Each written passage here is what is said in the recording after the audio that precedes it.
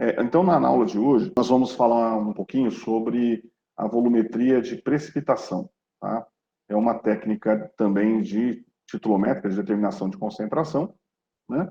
Mas aplicada aos equilíbrios heterogêneos, equilíbrios de precipitação. Né?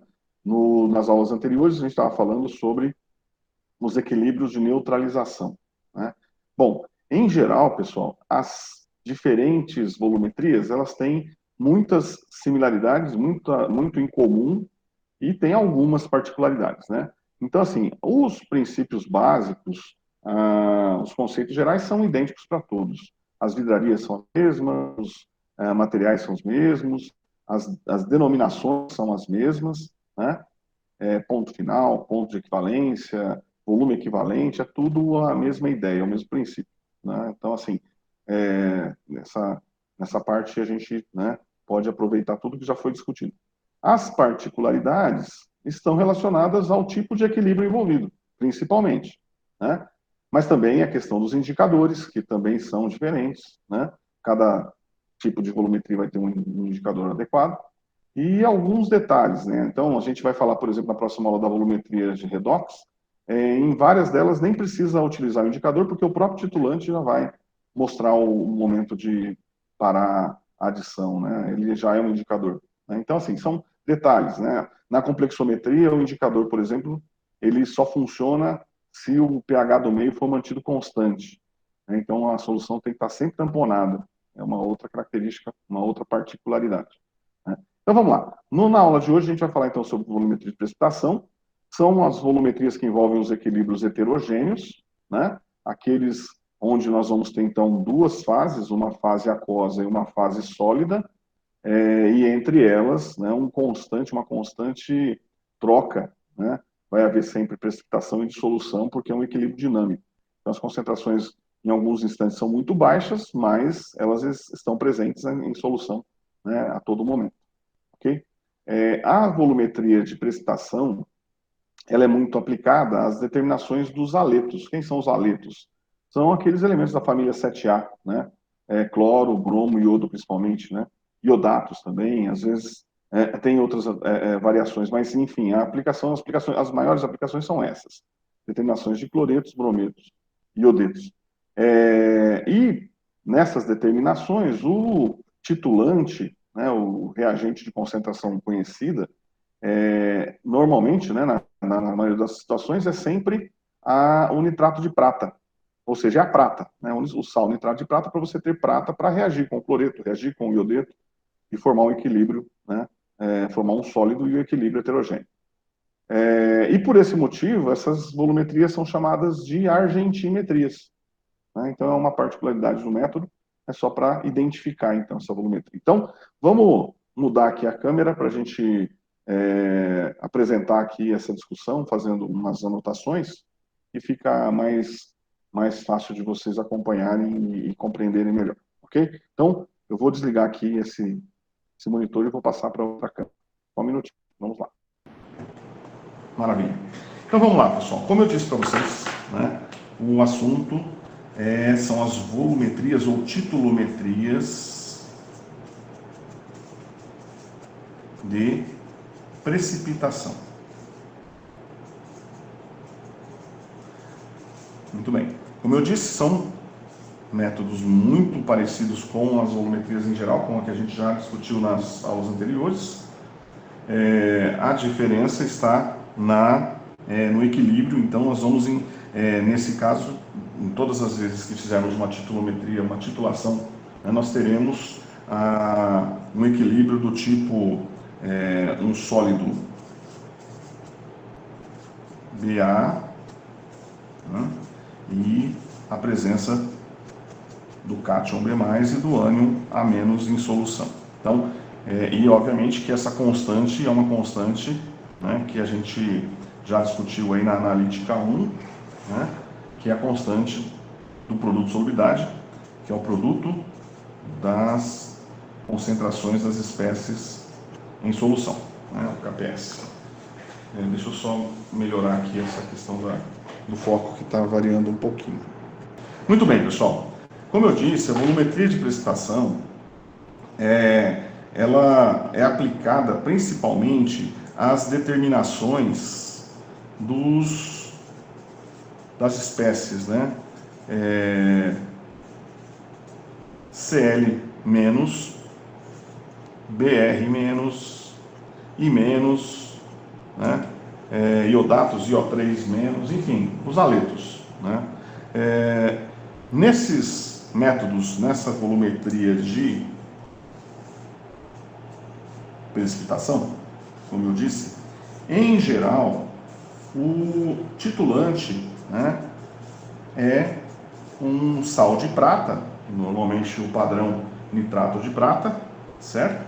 E por esse motivo, esses métodos são chamados de métodos argentimétricos. Então, quando vocês encontrarem essa denominação, né, é esse o motivo, certo?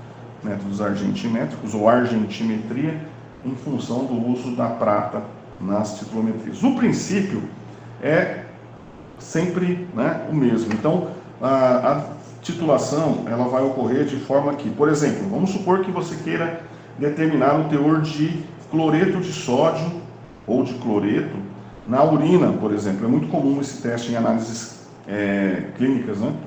É muito comum a necessidade de medir o teor de cloreto de sódio na urina, por exemplo, um paciente que tem algum problema renal. Então, veja, nós vamos precisar de uma solução de nitrato de prata de concentração conhecida, por exemplo, 0,1 mol por litro. E aí, nós vamos precisar de uma alíquota da amostra cuja concentração eu quero determinar. Então, vamos supor, eu pego uma alíquota de 20 ml. Né? A concentração é o que eu quero, através do experimento, medir, calcular, determinar. Né?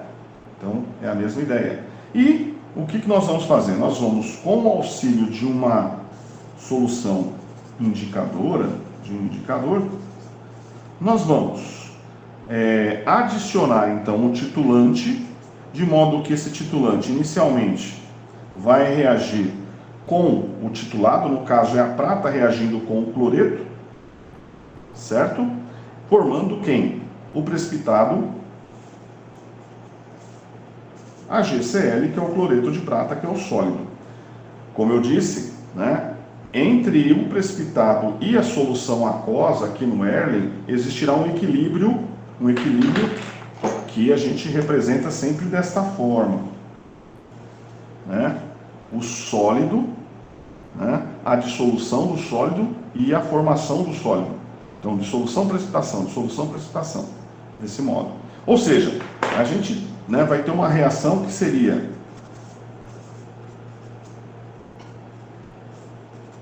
quando a gente pensa na adição da prata, né? Então, a prata entrando em contato com o cloreto e formando o cloreto de prata. E essa reação ocorre numa proporção de 1 para 1.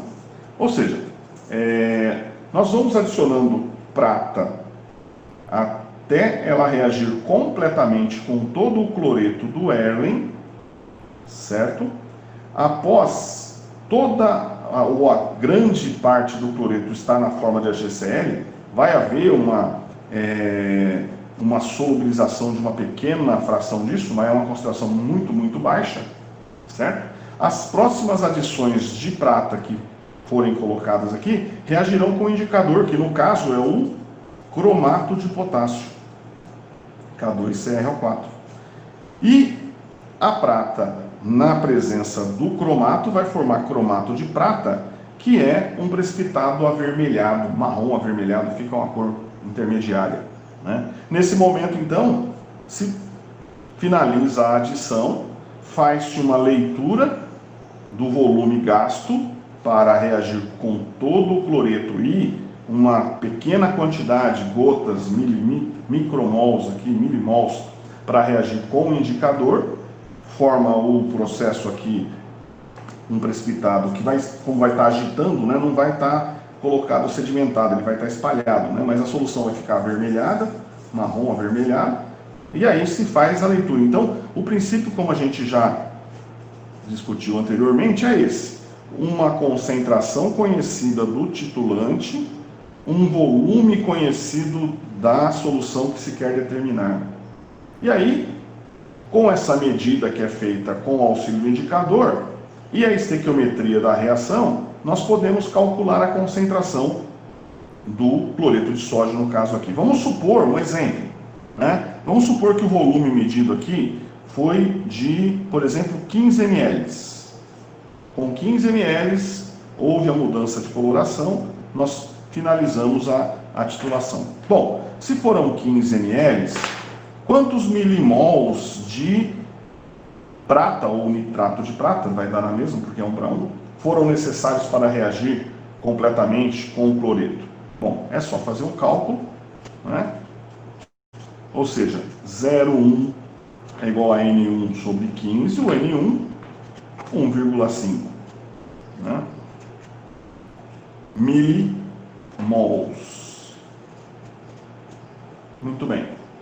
Bom, pessoal, se eu gastei 1,5 milimols de prata e a proporção da reação é de 1 para 1, significa que no total, né, tinha-se 1,5 milimols de cloreto.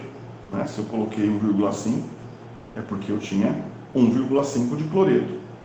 E aí, com o volume conhecido, eu posso calcular a concentração, então, molar do cloreto, que seria de 1,5 sobre 20, ou seja, a concentração molar de cloreto de sódio seria de 1,5 dividido por 20, igual a 0,075 mol por litro. Certo? Normalmente, essas concentrações, elas são expressas em gramas, né? Esses dados, principalmente quando é uma análise clínica, por exemplo, é necessário expressar em gramas. Como é que eu faria para expressar em gramas? É muito simples. 1 mol de cloreto de sódio, né, são 23, aproximando, tá? 23 mais 35, 58,5 gramas. Se eu tenho 0,075 mols, são X gramas. Então, 0,075 vezes 58, 4,35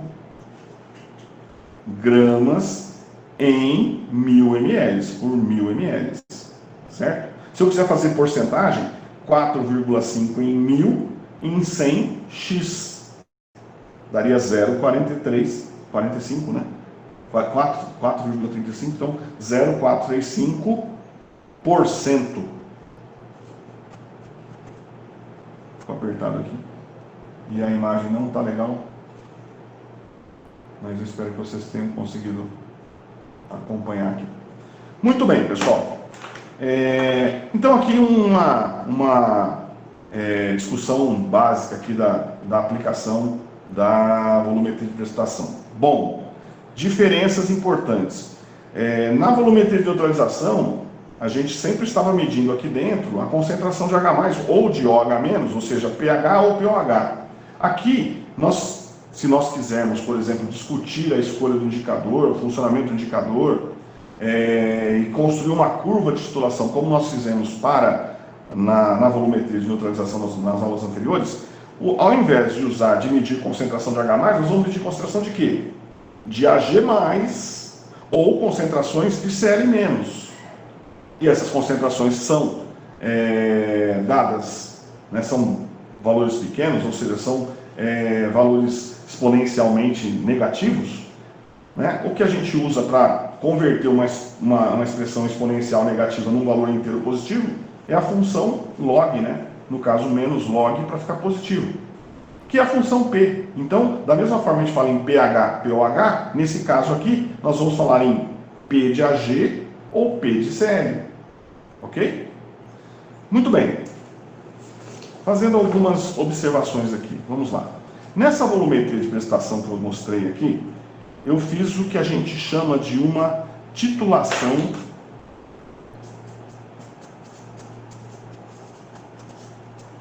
direta, que, aliás, né, todos os exemplos anteriores que nós falamos aqui são exemplos de titulações diretas. O que é uma titulação direta? É aquela onde você tem a solução de concentração conhecida, certo? E você adiciona diretamente a solução cuja concentração você quer determinar, tá? Na volumetria de precipitação, essa titulação é chamada de método de Mohr, que foi quem desenvolveu essa metodologia e, em homenagem, né, ao autor, ficou conhecido como método de Mohr. Então, o método de Mohr é a determinação titulométrica numa titulação direta, certo? Utilizando o indicador, o cromato de potássio. Né? Nós podemos fazer essa titulação direta para o cloreto, para o brometo, para o iodeto. Certo? Em alguns casos, o indicador ou o ponto final, ele não é tão nítido como é, por exemplo, para o cloreto aqui. E por esse motivo, existe uma outra forma ou um outro método que a gente chama de titulação por retorno. Certo? Em inglês, back-titration. A titulação por retorno é um método que foi desenvolvido por um outro pesquisador e que leva o nome dele, é o método de Vollard. O que é a titulação por retorno? A titulação por retorno consiste num método que, ao invés de você ter, no caso do método de Mohr, você tem o titulante, que é uma solução de concentração conhecida, e o titulado, que é a solução cuja concentração você quer determinar. Essa é a direta. Na titulação por retorno, o método de Vollard, nós vamos lançar mão, nós vamos utilizar uma outra solução também de concentração conhecida. Então, na realidade, no método de Vollard, nós vamos ter como se fossem dois titulantes, ou seja, duas soluções de concentração conhecida, uma solução A e uma solução B, ambos de concentração conhecida. E o titulado, que é a solução cuja concentração nós queremos determinar. Muito bem. A vantagem do método de Vollard se dá exatamente pela determinação do ponto final. Como é que funciona essa titulação por retorno? Diferente do que a gente faz aqui na titulação direta, na adição direta, no retorno, o que se faz? Vejam lá, vejam bem. Nós vamos pegar aqui o Erlen. Nós vamos adicionar ao Erlen a solução, por exemplo, de cloreto de sódio, que é a nossa amostra. E aí eu tenho um certo volume, por exemplo, 10 ml. E a concentração é o que eu quero saber. Certo? A esse mesmo Erlen, nós vamos acrescentar o nitrato de prata em excesso. Ou seja, o nitrato de prata, no caso anterior era o titulante, a gente utilizava a adição pela bureta. Aqui não, nós vamos colocar direto dentro do Erlen para que ele já reaja com o cloreto de sódio, formando o quê? Cloreto de prata. Ou seja, aqui dentro já vai ter cloreto de prata, precipitado, certo? No entanto, a estratégia é a seguinte, vamos supor, eu tenho um cloreto de prata 0,1 mol por litro. O que nós vamos fazer? Nós vamos colocar um volume conhecido que a gente, pela noção de qual deve ser, uma noção próxima de quanto deve ser a concentração da amostra, a gente vai colocar uma quantidade suficiente para reagir totalmente com a amostra e sobrar um excesso. Certo? Então vamos supor que eu coloque aqui 15 ml de nitrato de prata. De modo que o número de milimols que eu estou adicionando de nitrato de prata, que no caso aqui seria 1,5, certo? Ele vai ser suficiente para reagir totalmente com o cloreto e converter o cloreto em cloreto de prata, mas vai sobrar aqui ainda uma quantidade de Ag+, que eu vou chamar de excesso. Então, eu vou ter alguns milimols de prata aqui dentro sobrando. Eu vou ter o AgCl precipitado e vou ter uma certa quantidade de Ag+ em excesso. Muito bem. Agora, a gente vai utilizar aqui uma segunda solução de concentração conhecida, que vai ser o tiocianato de potássio. Opa, KS100. Pode ser de sódio também.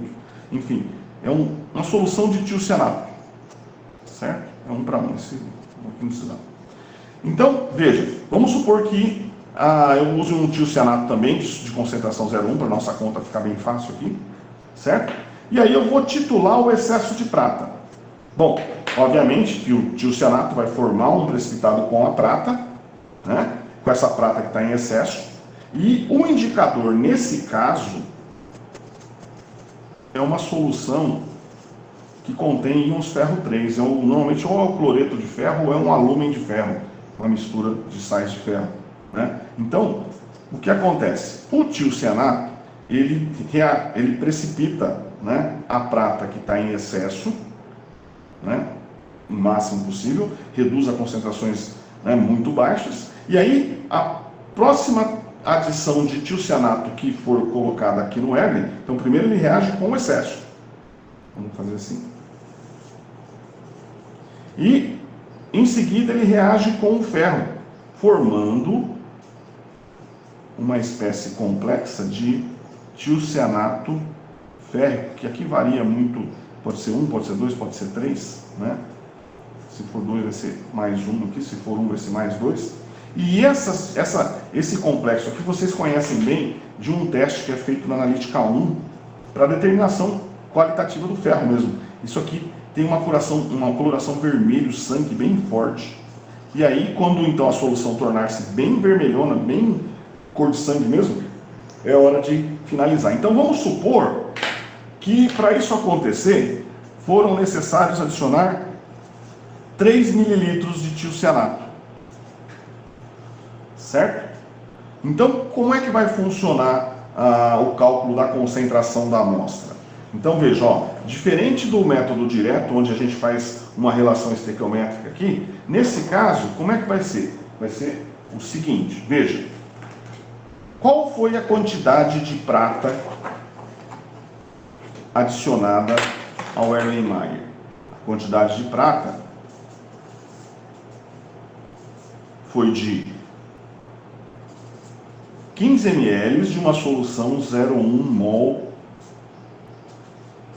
por litro. Ou seja, quantos milimols, né? Quantos milimols foram colocados?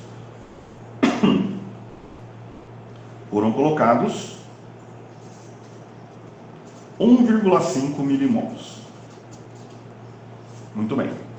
Quanto de tiocianato foi necessário para reagir com o que eu chamo de prata em excesso? A prata que foi além do que precisava para reagir com o cloreto. Tá? Ora, a concentração dele também era 0,1 e o volume que eu gastei foi de 3 mililitros. Ou seja, N1, 3 vezes 0,1, 0,3 milimols. Ok? Bom, se eu subtrair aqui o número de milimols total de prata que foi colocado pelo que reagiu com o tiocianato, que era o excesso, eu vou ter uma diferença aqui, que vai ser o número de milimols de prata que reagiu com quem? Que reagiu com o cloreto da minha amostra. Ou seja, seria 1,5 menos 0,3, 1,2 milimols. Então, conclusão.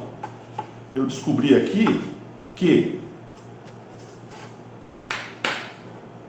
de cloreto de sódio, ou cloreto, que vai dar na mesma, porque a proporção é 1 para 1, né? Eu tinha um volume de 10 mililitros e eu acabei de descobrir aqui que, como a proporção, né, prata-cloreto é 1 para 1, o número de milimols de cloreto que eu tinha aqui dentro do Erlen é de 1,2 milimols. Enfim, qual é a concentração então de cloreto de sódio? Seria 1,2 por 10, ou seja, 0,12 mols por litro. Então, isso é o que a gente chama de titulação por retorno, certo? Consiste no uso de duas soluções de concentração conhecida para determinar a concentração daquela solução problema, né? Novamente, qual é a vantagem da titulação por retorno? A vantagem é que, nesse caso, a determinação do ponto final muitas vezes é melhor, tem um erro menor. Em alguns casos, a gente não consegue achar um bom resultado com o método de Moore, a titulação direta. E aí a gente faz essa titulação por retorno, que é o método de Vollard. Ok? Muito bem, pessoal, muito bem. Continuando aqui. Assim como na volumetria de neutralização,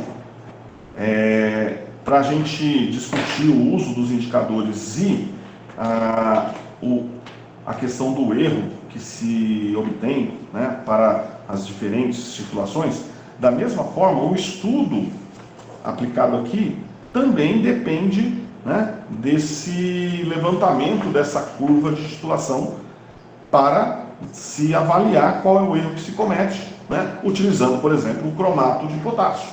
Então, da mesma forma que lá na volumetria de neutralização a gente construiu uma curva de titulação, aqui também será necessário uma construção de uma curva de titulação para se avaliar, né, o funcionamento do indicador e o erro, né, cometido.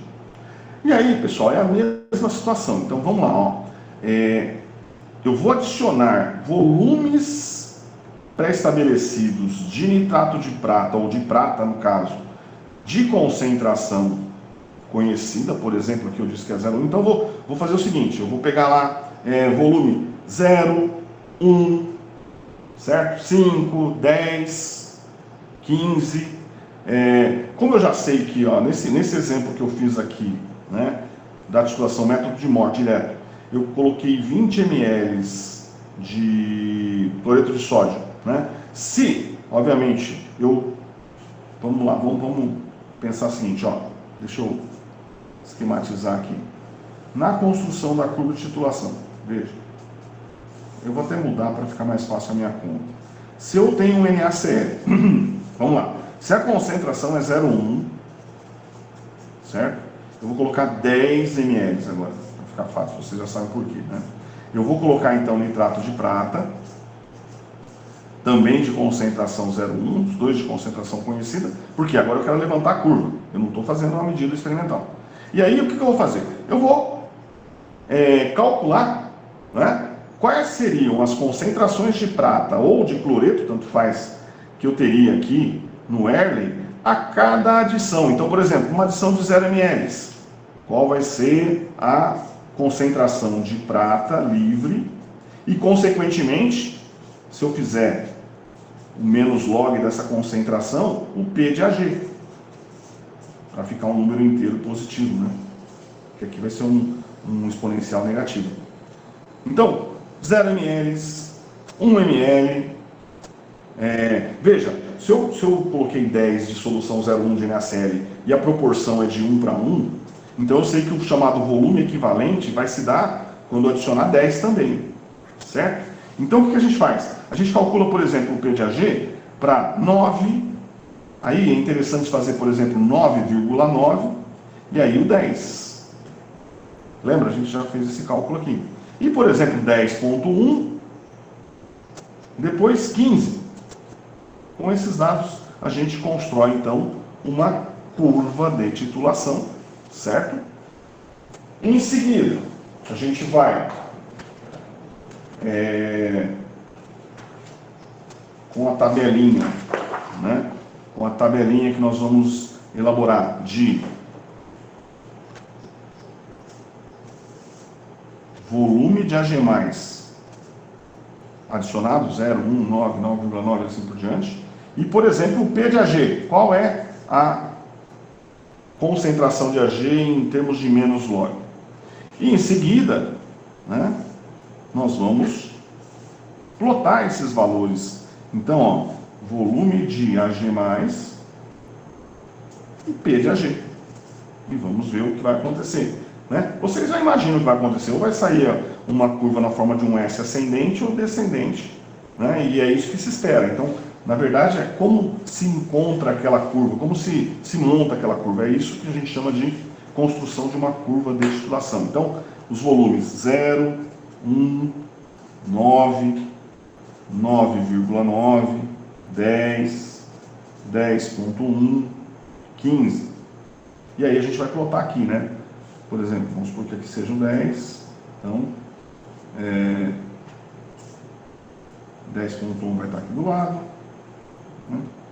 9,9 também. Então, o 9 mais um pouquinho mais para trás.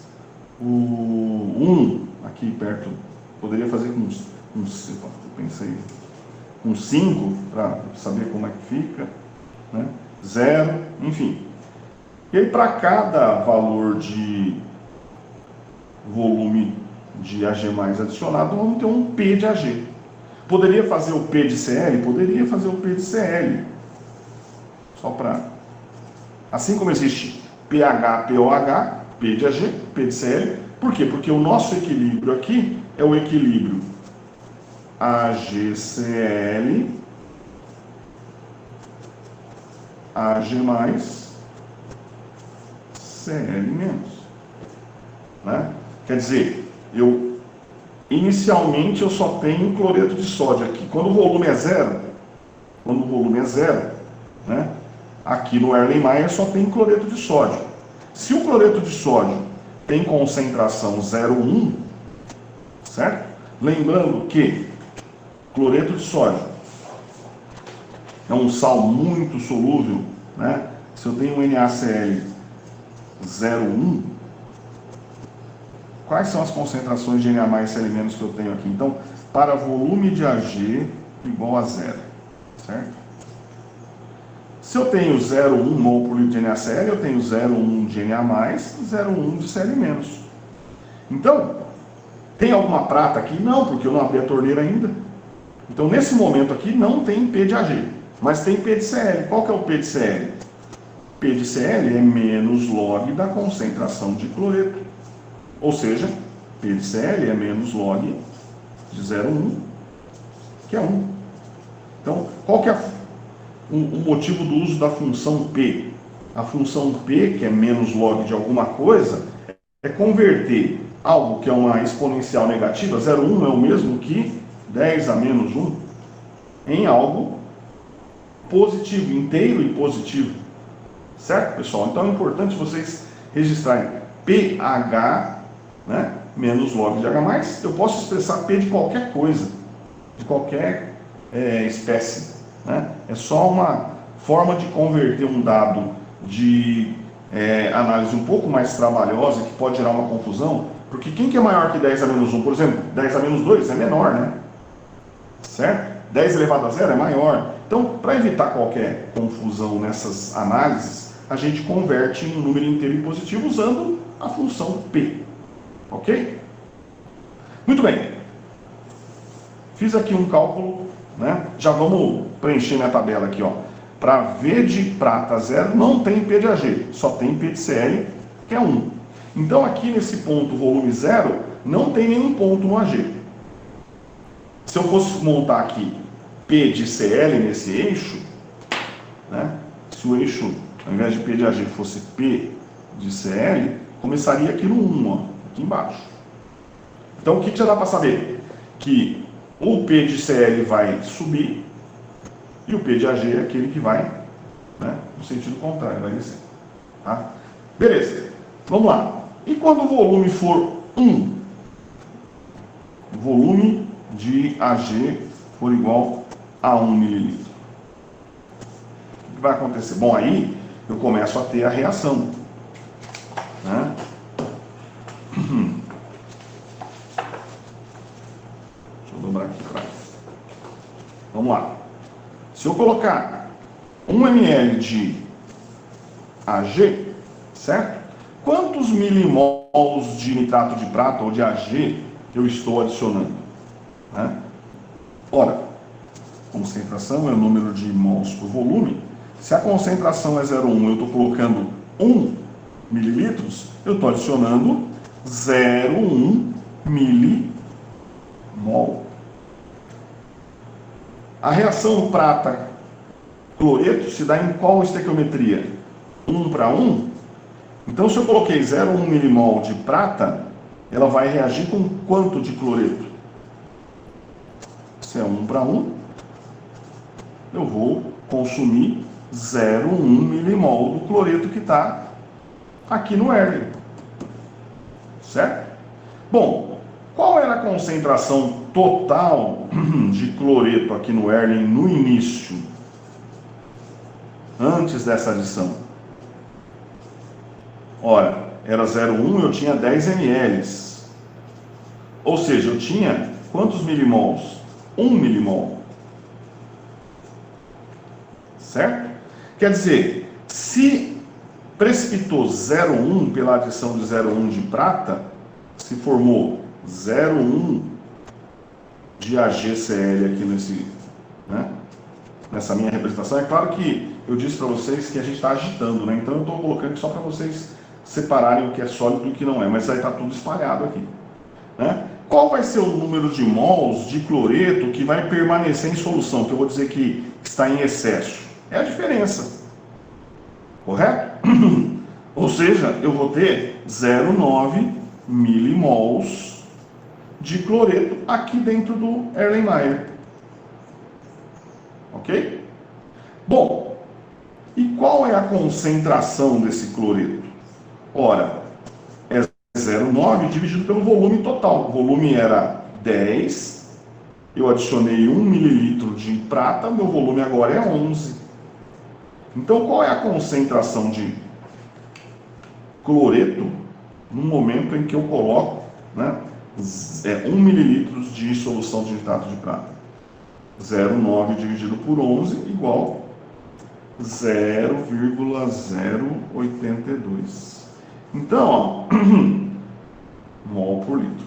Então vejam, a concentração de cloreto antes era de 0,1, agora é 0,08. Tá bem lógico isso mesmo, né? Eu precipitei uma parte. Uma parte desse cloreto foi convertida em cloreto de prata sólido. Certo? Muito bem, pessoal. Muito bem. Vamos lá. Ó. Então, veja, ó, para uma adição de 1 mililitro de prata, a concentração de cloreto se reduz para 0,082. Vou repetir isso aqui para a gente continuar nosso cálculo. Então, ó, para uma adição de 1 mililitro de Ag+, houve uma redução na concentração do cloreto que passou a ser de 0,082 mol por litro. Muito bem. Se a concentração de cloreto é 0,082, qual seria o P de Cl? Como eu calculei, né? Anteriormente. Vai ser menos log de 0,082. Ou seja, 1,09 aproximando aqui. Então vejam, pessoal, o P de Cl era 1, certo? Agora passou a ser 1,09. Então, lembra aquela história? Eu coloco um volume do titulante e ocorre uma pequena variação, né, de 1 para 1,09 no P, no caso P de Cl, se fosse P de Cl. E o P de Ag? Né, eu quero montar, então, só aproveitando aqui, para 1 ml de prata, o P de Cl 1,09. 1,1, para ficar uma casa aqui, né? 1,0, 1,09, 1,1. E o P de Ag? Agora é que entra o cálculo do P de Ag. Porque, veja, com a adição de 1 ml de prata, né, houve uma redução na concentração de cloreto. Por quê? Porque houve a formação de AgCl.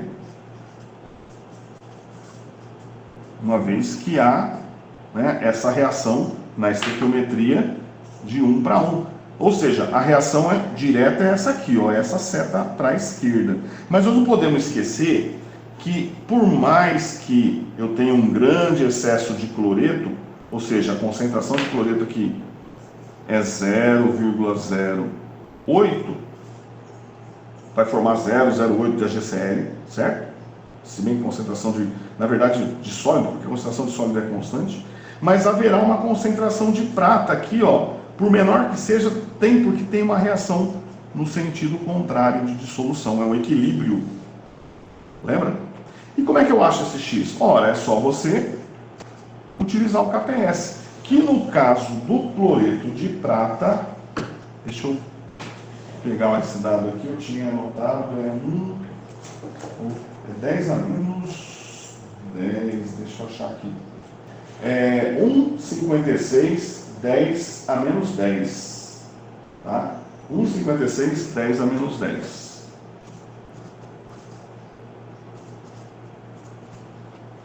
Ou seja, quem é o KPS? Qual é a relação do KPS e as concentrações das espécies em solução? É o produto da concentração de Ag+, vezes Cl-. O KPS é 1,56 vezes 10 a menos 10. O Ag eu quero saber, é o X. O Cl é 0,082. Então, qual é a concentração de Ag+, quando for adicionado 1 ml de solução de nitrato de prata? Vamos dividir aqui. 1,56 exponencial menos 10 dividido por 0,082 igual. Aqui, ó. É muito pequenininha, mas tem. Deixa eu botar aqui aqui, ó. 1,9 vezes 10 a menos 9. Lembra? A gente já discutiu isso na analítica 1, né? Esse equilíbrio aqui, ele mostra que sempre que se tem um precipitado, vai haver uma pequeníssima concentração das espécies em solução, porque sempre há essa troca. Precipita, dissolve. Está muito deslocado para a esquerda? Tá, mas tem prata? Tem. Quer dizer, é baixo? 10 a menos 9, é quase nada, mas tem. Certo? E a gente precisa considerar isso. Bom, quem seria o P de Ag? É menos log da concentração de Ag+.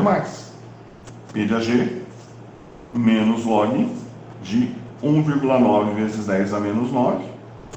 P de Ag igual, vamos calcular o log disso aqui. 8,7. Olha aí.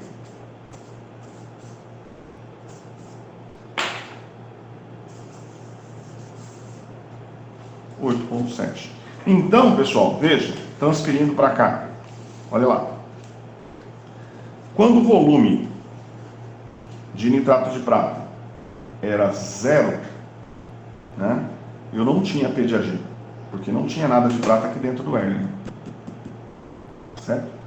Quando eu coloco 1 ml da solução, eu adicionei 0,1 milimol de prata, reagiu com 0,1 milimol do cloreto, sobrou 0,082 mol por litro de cloreto, e aí, como tem o equilíbrio, tem prata em solução, sim. Certo? E o P de Ag, quanto que deu? 8,7. Então, é como eu disse, ó, volume 0 não tem P de Ag. Volume 1, o P de Ag é máximo aqui. Vamos imaginar que o 8,7 está aqui. Aqui seria 9, 8,7. Seria esse ponto aqui. E o P de Cl? Ó, o P de Cl está aqui embaixo, ó. Está no 1,1. Primeiro é 1, 1,1. E assim vai. Aí é repetir esse cálculo para todos esses valores, né? Por exemplo, qual seria o P de Ag e o P de Cl para uma adição de 9 ml, que já está perto lá do ponto de equivalência. Só para, eu não vou fazer o cálculo aqui, vocês podem depois até testar, mas o que aconteceria aqui se eu fizesse o cálculo, por exemplo, para 5? Eu encontraria algum valor aqui um pouquinho abaixo do 8, que aquela curva vai descendo. E para o Cl, um pouquinho acima do 1,1. Depois vocês fazem essa conta.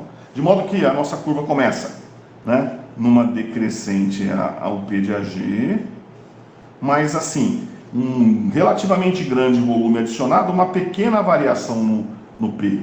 No caso do Cl, a mesma coisa, né? Começa aqui no 1 e vai. Ou seja, uma relativamente grande volume, metade do volume equivalente, ó, e uma pequena variação no P de Cl. Certo? Vamos chegar lá perto do ponto de equivalência. O que vai acontecer? Quando eu colocar 9 mililitros, certo? Vamos lá. Então veja.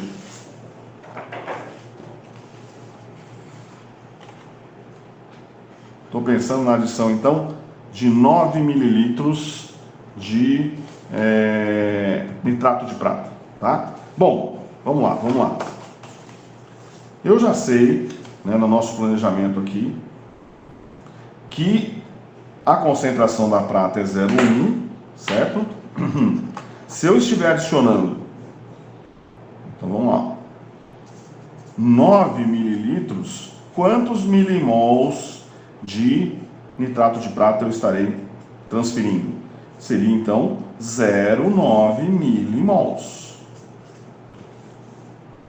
Bom, a gente já calculou aqui, eu já sei, mas vamos repetir. Eu tinha 0,1 mol por litro de cloreto e 10 ml de cloreto. Ou seja, qual era o número de milimols de cloreto inicial aqui? Era 1 milimol. Eu sei que a reação é de 1 mol de prata para 1 mol de cloreto. Então, se eu coloquei 0,9, quanto de cloreto eu vou converter em AgCl? 0,9 de prata vai reagir com 0,9 de cloreto e vai formar 0,9 de cloreto de prata. Quer dizer, ainda tem cloreto sobrando aqui no Erlen, ó. Tem um pequeno excesso. Qual é o número de mols de cloreto que ainda está em excesso? É pequeno, mas é. É 1 menos 0,9. 1 menos 0,9, 0,1 milimol. E eu coloquei 10 ml, eu tinha 10 ml de cloreto, coloquei 9. Quer dizer, quantos mililitros eu tenho quando eu coloco 9 de nitrato de prata? Eu tenho 19. Quer dizer, qual é a concentração de cloreto nesse instante? É 0,1 por 19. Então, ó, 0,1 por 19...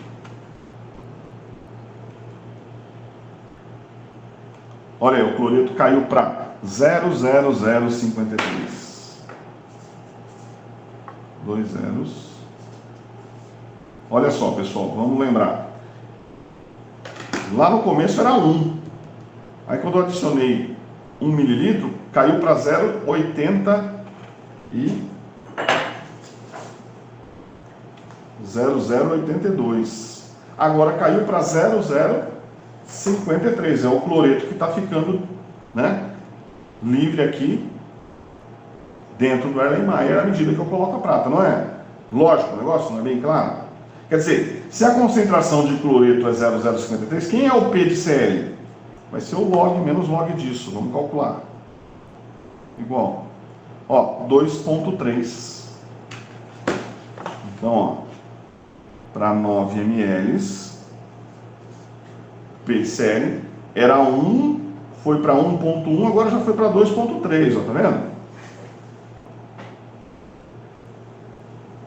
Já começa a dar uma curvada para cima. E é natural. É isso que nós queremos mesmo, é isso que nós esperamos. Certo?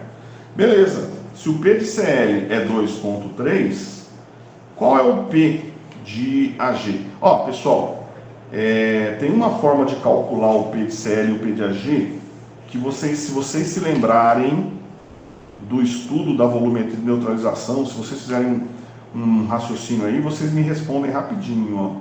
Lembra, no volumetria de neutralização, a gente tinha lá uma expressãozinha que era a seguinte: se eu sei o valor de pH, eu sei o pOH, e vice-versa. Por quê? Porque a gente sabe que a soma do pH mais pOH dá um valor constante, né? No caso é 14. Aqui, da mesma forma, eu posso fazer alguma coisa nesse sentido. Eu poderia calcular, eu sei que o pH mais o P de AG mais o P de Cl tem que dar o mesmo valor sempre, né? Porque é só aplicar fazer aquela demonstraçãozinha do log, né? Vai ser o menos log do KPS do AgCl, certo? Mas, de qualquer modo, para a gente aproveitar aqui a oportunidade, vamos fazer o cálculo bonitinho até para a gente relembrar aí a questão do equilíbrio do AgCl. Bom, se eu sei que o P de Cl, que é a concentração de cloro, ó, cloro, ou cloreto, a concentração é 0,005,3 mol por litro. Eu vi que o P de Cl, né, é 2,30. Qual vai ser o P de Ag? Certo? Bom, quem é o equilíbrio entre prata e cloreto? Tá aqui, ó, AgCl sólido, Ag+, Cl menos. E o KPS, quanto que é? 1,50 e... Depois, peraí. 1,56 vezes 10 a menos 10. Certo? E aí, pessoal, se a concentração de cloreto é 0,0053, qual é a concentração de prata? É só usar novamente aqui a expressão do KPS, que nada mais é do que produto dos produtos, né? Das espécies solúveis. Então, 1,56 vezes 10 a menos 10 é igual a x vezes 0,0053. Quem é o x? É a concentração de Ag+, ou seja, 1,56 exponencial menos 10 dividido por 0,0053 igual, olha aí, ó.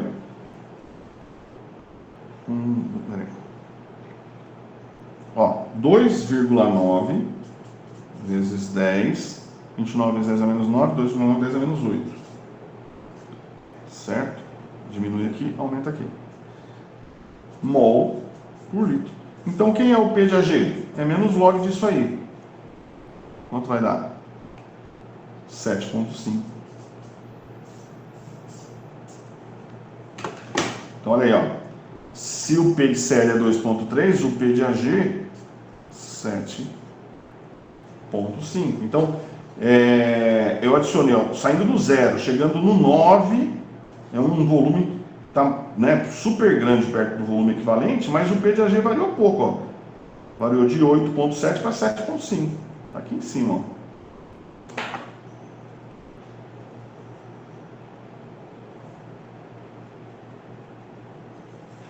E é isso mesmo que se espera, né?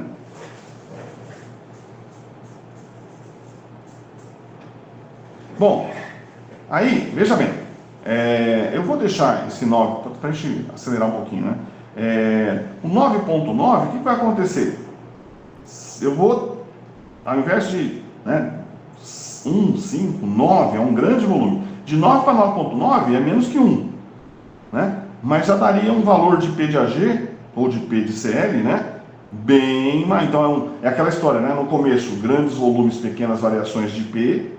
No final, perto do ponto de equivalência, pequenos volumes, grandes variações. Aí do 9,9 para 10, certo? Ou seja, quando eu colocar 10, né? Qual vai ser o P de Cl e o P de Ag?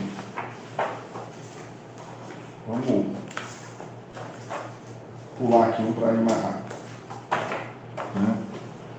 Veja, se eu colocar 10 ml, eu estou colocando o que eu chamo de volume equivalente, né? É o ponto de equivalência. Então, veja lá, ó. Se a concentração do Ag é 0,1, certo?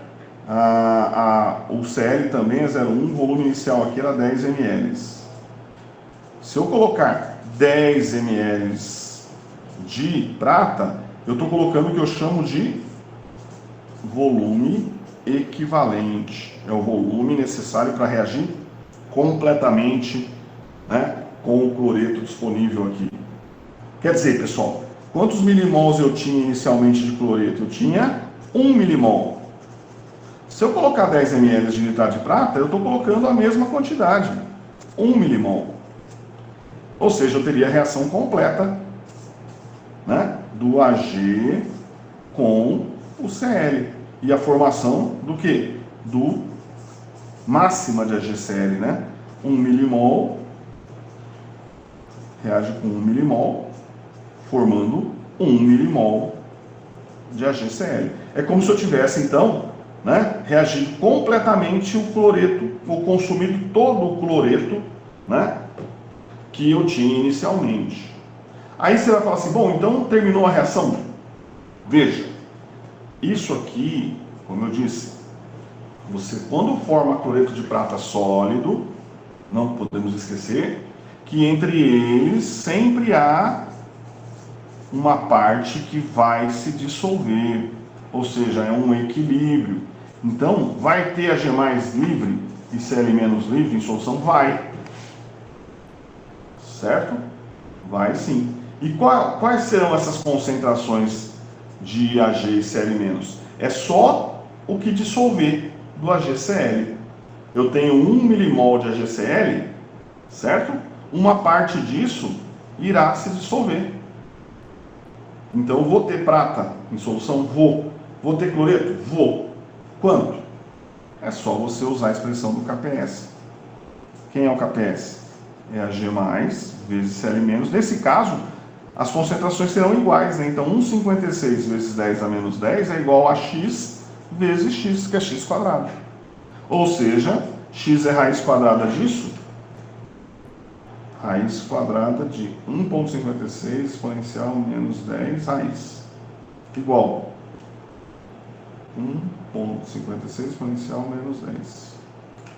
Olha aí, 1,3 vezes 10 a menos 1, 2, 3, 4, 5. Quem é x? É Ag+. Quem é x? Cl menos. Ou seja, nesse caso, o P de x é igual a P de Ag, que é igual a P de Cl, né? Se eu fizer menos log de x, eu vou saber quem é o P de Ag e vou saber quem é o P de Cl direto, né? Quem é o P de x, então? Vamos lá. Log disso aqui, 4,9. Então, vejam, ó, quando eu faço a adição de 10 ml, né, eu chego no chamado ponto de equivalência, onde o P de Ag e o P de Cl são iguais, né? Quer dizer, olha aqui. Então, ó, bem aqui no meinho 4,9, eu teria o ponto de equivalência. E é o perfil, no 10 aqui, né? Que a gente espera mesmo da curva, que ela faça isso aqui, ó. E aí, o que ela vai fazer na sequência? Ela vai continuar descendo. Esse é o P de Ag. O P de Cl faz o contrário, né?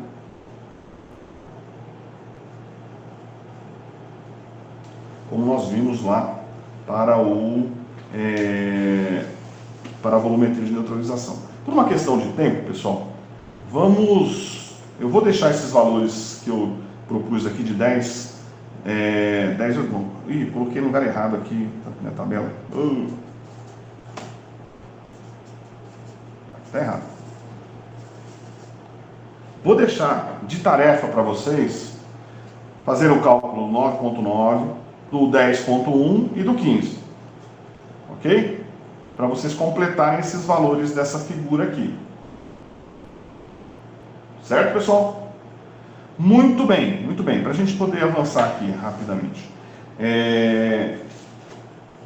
Como funciona o término dessa titulação que a gente mostrou aqui, né? Ora, aqui está o que eu chamo de ponto de equivalência. O que é o ponto de equivalência? Minha canetinha já está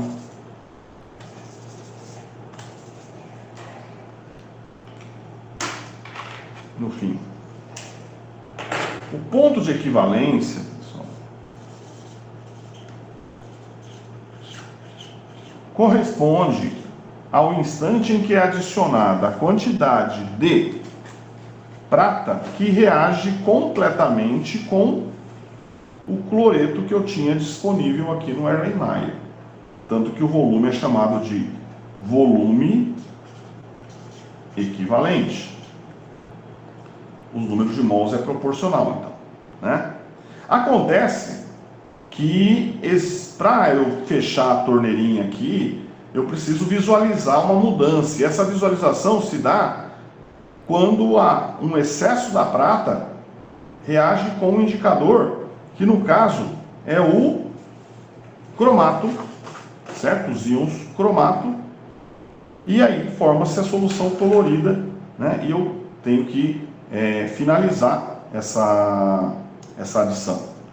Vejam, uma vez que a prata, né, reagiu completamente com o cloreto que estava na solução, na amostra, né, a próxima quantidade de Ag+, que for adicionada, né, irá reagir com os íons cromato, CrO4-2, que é o nosso indicador, formando o cromato de prata, né, sólido, que tem a coloração vermelho misturado no meio, fino vermelho, meio, algo entre vermelho e marrom, né, indicando então o ponto final da nossa situação. Muito bem, acontece que também aqui vai ocorrer um equilíbrio, né, um equilíbrio de heterogêneo entre o sólido formado e as espécies em solução. Opa, arrumando aqui, né? 2:1. E então é importante que nós saibamos qual é a quantidade de prata que vai reagir nesse momento com o cromato para saber qual vai ser o P de Ag, para que a gente possa, né, verificar o momento então em que ocorrerá então a mudança de cor, né, e finalmente calcular o erro. Como a gente já discutiu, né, a forma mais adequada de representar esse equilíbrio é colocando, né, como reagente o precipitado sólido, certo? E como produtos, né, as espécies em solução, para que a gente tenha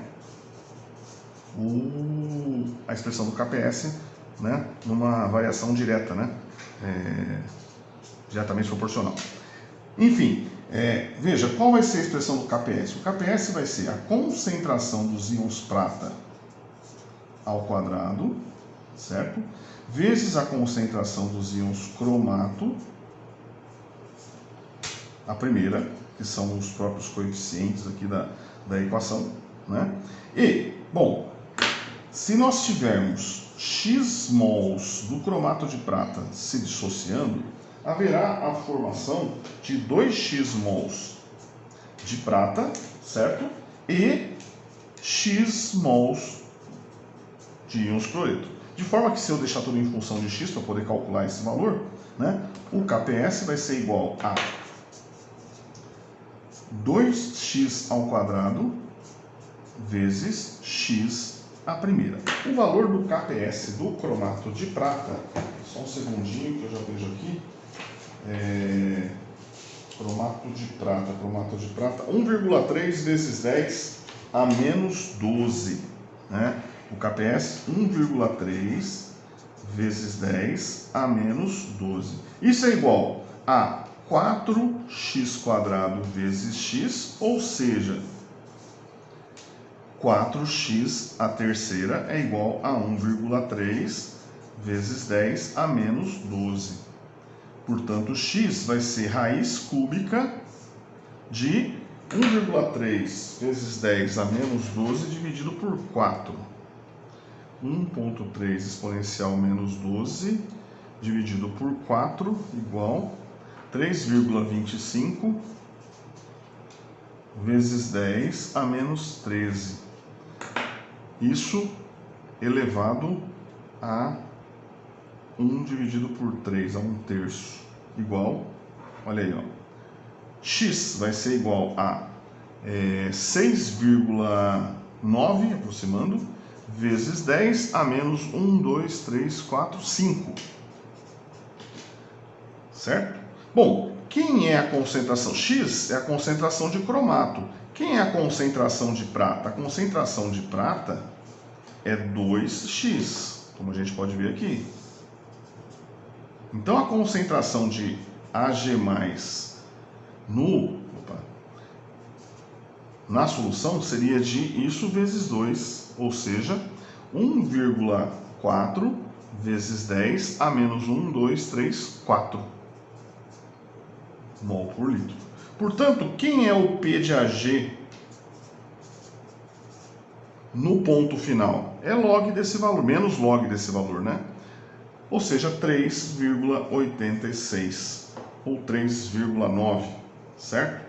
Quer dizer, então é nesse momento que haverá, né, a mudança de coloração, indicando, né, o ponto final, né, da minha titulação. E é com esse valor em relação ao ponto de equivalência que nós vamos então fazer o cálculo do erro, o erro da titulação, certo? Então vamos lá. Ou seja, aquela história que eu falei para vocês, na verdade é uma faixa, né?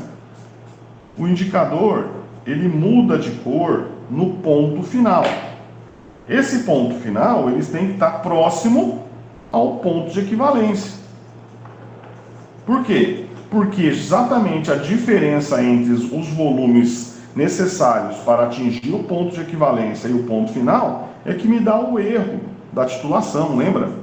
O erro relativo é volume no ponto final menos volume no ponto de equivalência pelo volume no ponto de equivalência, isso aqui vezes 100. Então, é dessa forma que eu calculo o erro que se comete, né, utilizando o cromato de potássio nessa titulação. Certo, pessoal? Daí a importância da construção da curva de titulação para a gente saber, né, se o nosso resultado está dentro dos erros aceitáveis para o método. Certo? Bom, em termos de conceitos teóricos, né, que a gente tinha para discutir, né, é isso aqui. Agora, pessoal, é importante, é muito importante a gente treinar um pouquinho os cálculos das concentrações, né, quando se faz uma determinação de volumetria de precipitação. Então, eu vou encaminhar para vocês uma listinha com alguns exercícios de determinação titulométrica, né, de precipitação, volumetria de precipitação, para que vocês né, tentem resolver. Então, como eu estava falando aqui, a gente agora precisa, né, treinar um pouquinho aí, fazer uns exercícios mesmo, tá? Eu vou providenciar aqui uma listinha, tá? Nessa lista, como na semana que vem a gente vai ter um outro conteúdo que é um pouquinho diferente, então ao invés de mandar uma lista só de precipitação, depois uma lista só de complexometria, uma lista para não ficar muito grande também, eu vou juntar uns 3 exercícios desse conteúdo, mais uns 2, 3 do próximo e fazer uma lista menor, tá? Para não pesar tanto. E mando para vocês, tá? E aí dá uma estudada, dá uma treinada, né? Porque para a gente poder ter um desempenho legal na prova aí. Beleza, pessoal? Então, valeu. Até a próxima, então. Um abraço.